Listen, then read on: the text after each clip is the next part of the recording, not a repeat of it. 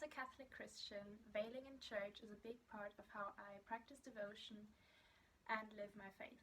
And while the church today does not require women to veil in church, it is still a beautiful tradition that can help you to deepen your faith. I don't want to get into the reasons for veiling too much in this video, but I do have a blog post about it if you're interested, which I will link down below. The thing is, mantilla veils or chapel veils are quite expensive to buy if you buy them online and you want a really nice, beautiful Catholic chapel veil.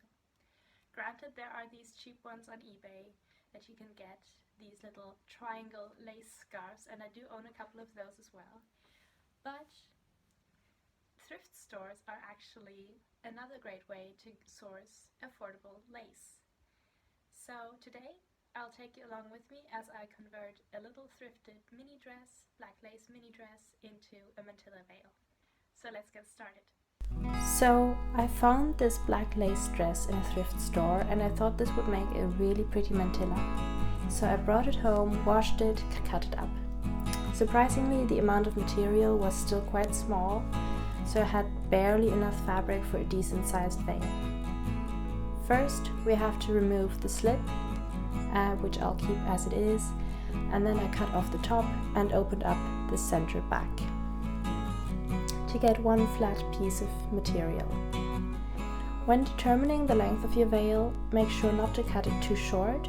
I suggest measuring from your hairline down to where you want the veil to end, and this could depend on the length of your hair as well. I suggest making it ever so slightly longer than your hair if you can, so you can wear your hair open underneath if you want. Add a little extra just in case, and of course I'll also cut out the remaining flowers, which I will then reattach by hand.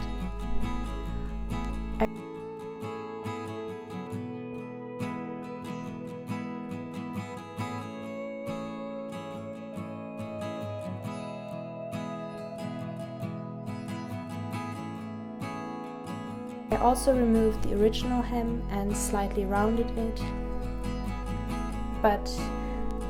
and I didn't actually rehem the fabric as it doesn't fray easily, and I preferred not to risk adding bulk to the edges by hemming. And then here I am just reattaching all of those lace flowers to give just a little bit of a denser floral pattern to my veil.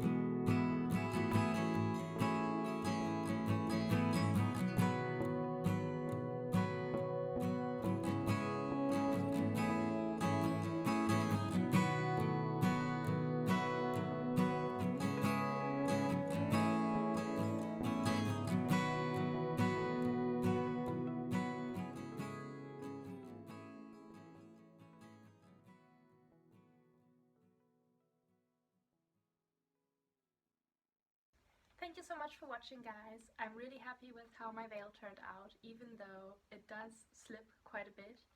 So for certain fabrics, such as the one that I used, you might want to sew a little comb at the top of your veil, or secure it with bobby pins or hair clips, just to keep it from sliding off at mass.